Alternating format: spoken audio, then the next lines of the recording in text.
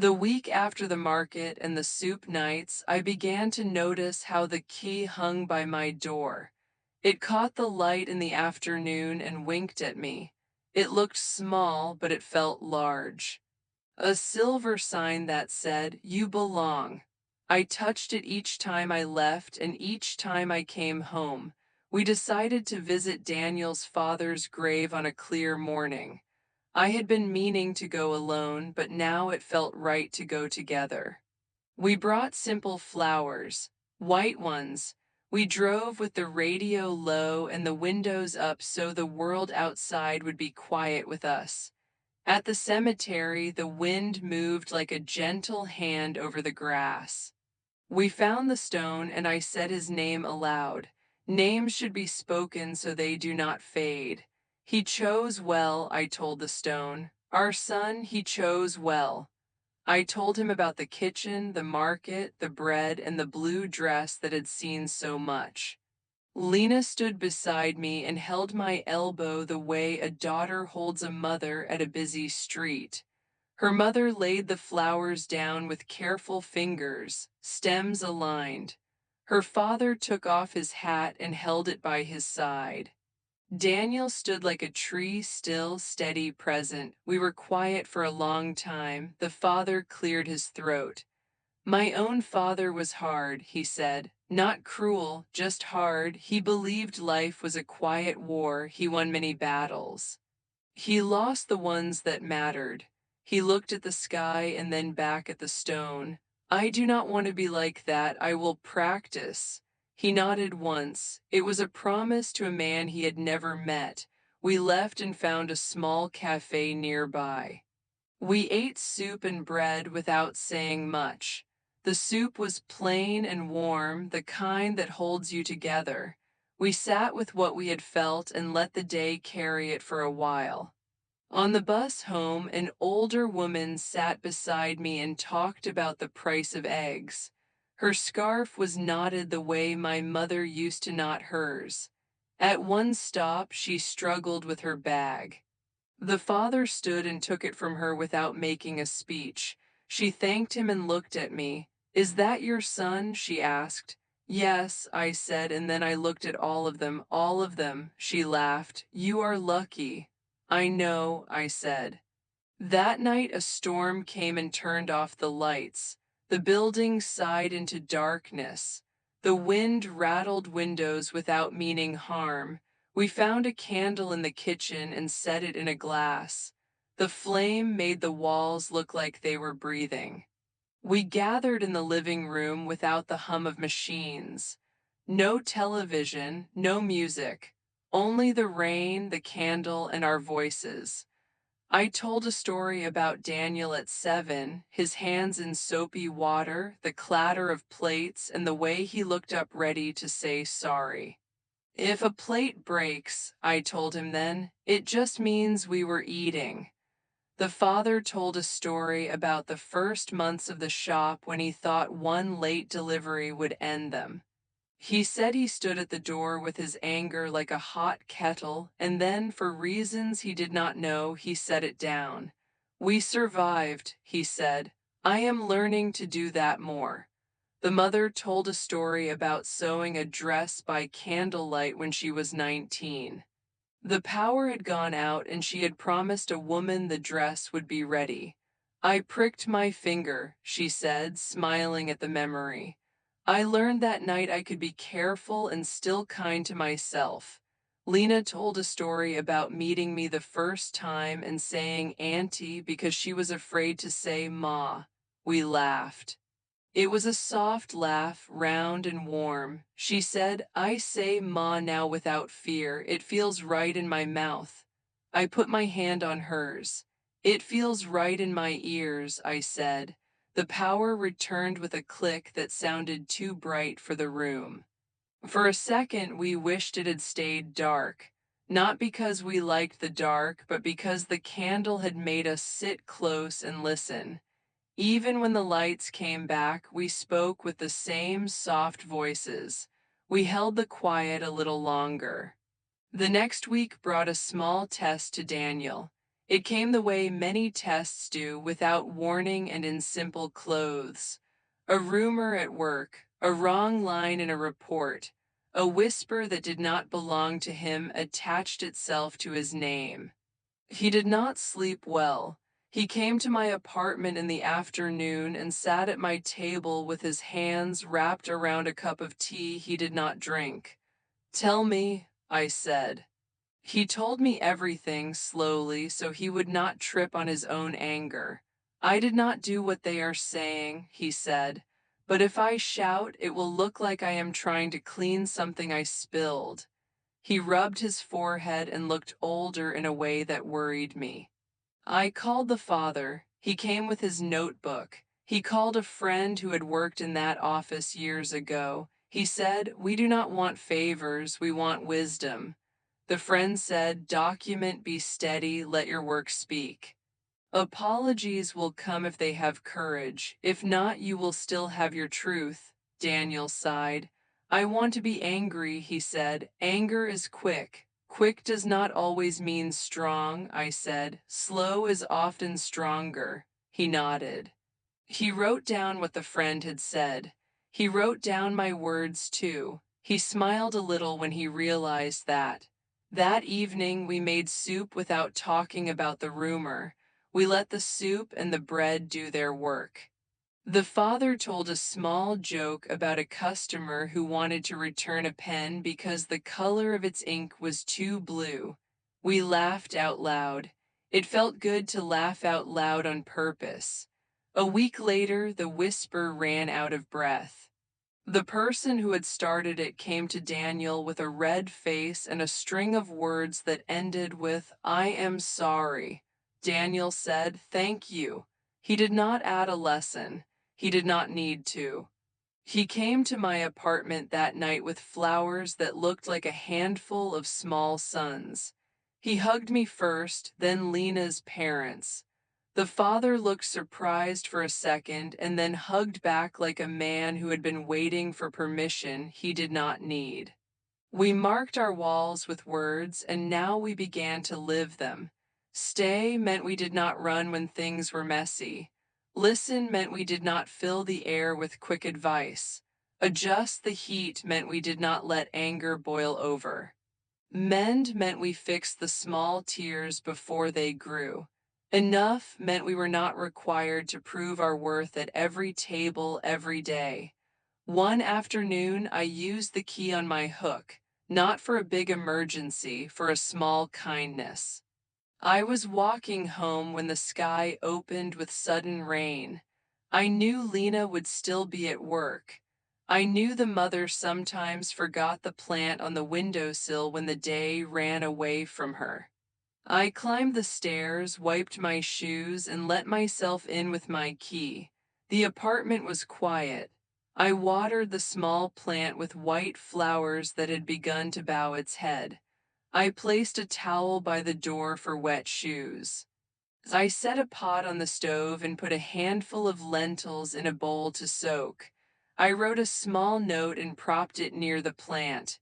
"Drink," I wrote for the plant. "You too," I wrote for the family. When they came home, the mother called me. "Ma," she said, and her voice sounded happy and surprised, "you used the key." I said, "Only for the plant and a small pot." She laughed. "That is what keys are for." We both knew she meant more than doors. The next day I pressed my own small key into her hand. "For me," I said, "for nights when the ceiling sings, for mornings when I forget my phone for any reason." She closed her fingers over it. "We are even," she said. I shook my head. "We are not counting," I said. She laughed. "Better," she said. On a Wednesday, the power went out again, but this time we were ready with candles and stories. The cousin came with a flashlight that worked when you shook it, and she shook it too hard and the light flashed like a small storm. We laughed. The father told her to sit, and she sat and listened as if she had been waiting for that job. We told new stories. The mother told one about dropping a cake and holding herself together so her hands would not shake when she baked the second one. The second cake tasted better, she said. I think because I knew how it felt to lose the first. We all nodded. We all knew that feeling in other ways. Daniel told a story about taking the wrong bus when he was 12 and ending up at a stop he did not know. He sat and waited like I had taught him, and the right bus came. Waiting is a bridge, he said. It gets you to the next thing without making you run.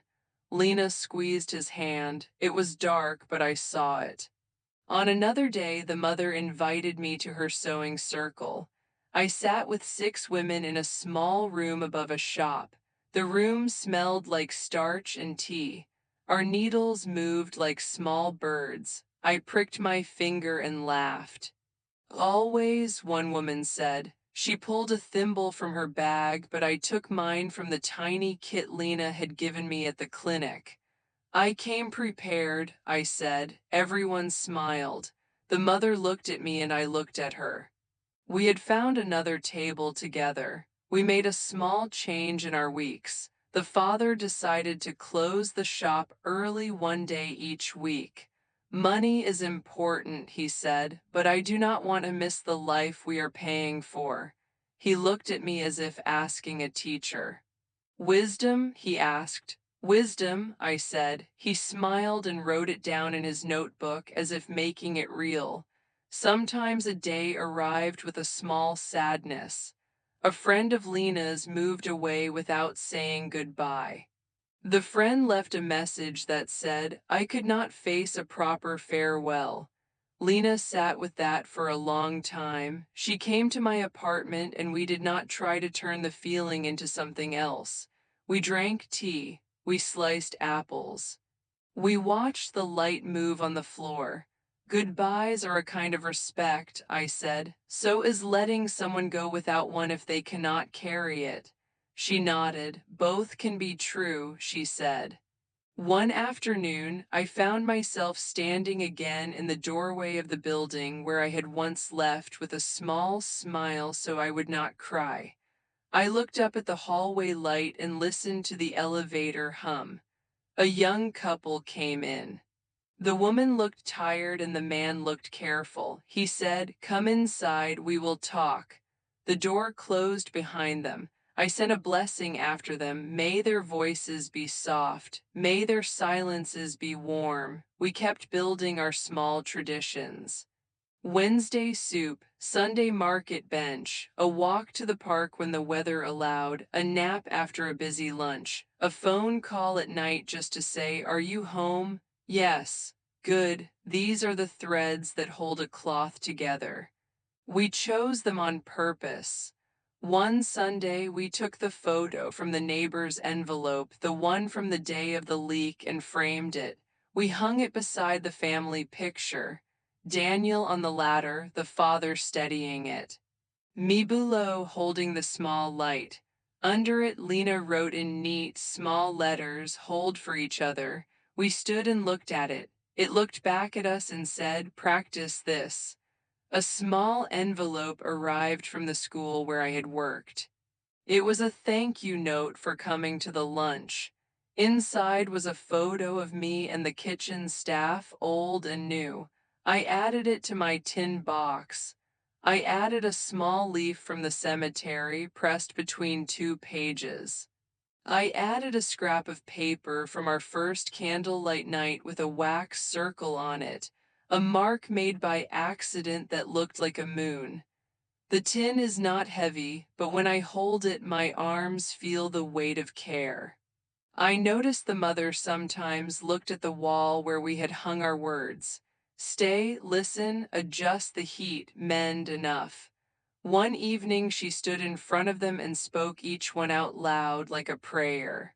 She said, Stay, and Lena stayed in the kitchen and did not run when the pot boiled over. She said, Listen, and the father put down his phone and listened to a long story from a niece without checking the time. She said, Adjust the heat. and I turned the knob on the stove and also turned down the heat in my heart over a small old hurt. She said, "Mend," and we cleaned a small spill without blame. She said enough, and we sat, and we knew we already were. I had one more small thing to mend that I had put off. A dress hem. The mother came over with her needle and thread. We turned the dress inside out and folded the hem twice. "Hide the stitch," she said, "but do not hide the work." I laughed. "That is true of more than dresses." She nodded. "Yes," she said, "it is." We ate early that evening and watched the recording of the wedding again. The camera had shaken. The sound was not perfect, but the moments were all there: the vows, the pen on paper, the speech about turning the heat down. The father paused the video and said, "That saved me last week." He told us how a supplier had moved a delivery without telling him, and he felt his old anger rise. He remembered the pot. He turned the heat down. He moved the call to another day. The delivery came. He looked at me. "You were not only speaking to family, you were speaking to me." Later, when the room was quiet and the plates were stacked, Lena sat beside me and leaned her head on my shoulder. "I am happy," she said, "not as a performance, but as a small truth. I want to remember how this feels." I touched her hair. "Your body will remember," I said. "Feelings teach our bones." Before bed, I stood at my window with a cup of tea. The streetlights came on one by one like a string pulled gently. I thought about the first night and the small smile at the door. I thought about the way I had worn my weakness like a costume to test hearts. I did not scold that version of me. She did what she knew. I thanked her for surviving. I thanked this version for learning. If you are listening to me now, I want to tell you this: we built something strong out of small things, a key on a hook. A pot on a stove, a chair pulled out at a table, a walk to a bus stop, a hand on an elbow, a word said slowly, a rumor met with steady breath, a candle in a glass. These are not grand, they are enough to hold a family. We still had one more step to take, one more circle to close. It would be a night when I slept in their guest room and found a note on the table that simply said, "Home." It would be a day when we wrote our words on small cards and tucked them into our pockets like compass points. It would be a calm ending that felt like a beginning, but that is for the last part. For now, I touch the key when I leave and when I come home.